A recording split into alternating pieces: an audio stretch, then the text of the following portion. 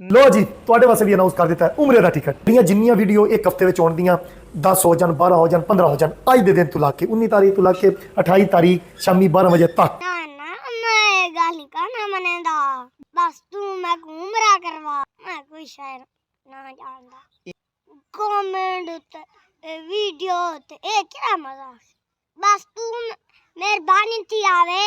तू मैं को डायरेक्ट उमरा करवा ए हुक्म मैं पारू जारी करंदा पिया मैं गरीब तो इतने किता नसीबिन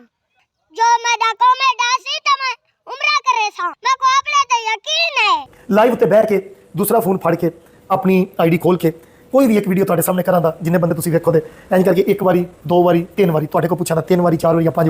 ਵਾਰੀ ਕਰਨ ਤੋਂ ਬਾਅਦ ਜਿਹਦਾ ਸਭ ਤੋਂ ਪਹਿਲਾ ਨਾਮ ਸ਼ੋ ਹੋਵੇਗਾ ਉਹਨੂੰ ਉਮਰੇ ਤੇ ਕਰ ਦਿਆਂਗੇ ਹੁਣ ਟਿਕਟ ਦਾ ਮਤਲਬ ਹੈ ਕੋਈ ਨਹੀਂ ਮੇਰੀ ਟਿਕਟ ਦੇ ਦੇਣੀ ਬਿਲਕੁਲ ਮਤਲਬ ਪੂਰਾ ਪੈਕੇਜ मैं बेबख्त है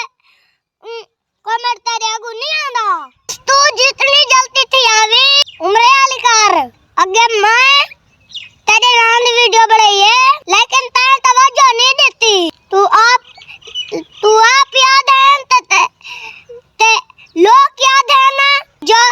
यासर अली कमेंट दा जवाब देंदा जवाब तो दूर दी गल है कमेंट दा मैं तेरे नाम वीडियो बनाई है हुण वे तेरे नाम वीडियो बढ़ गई है तवज्जो करे से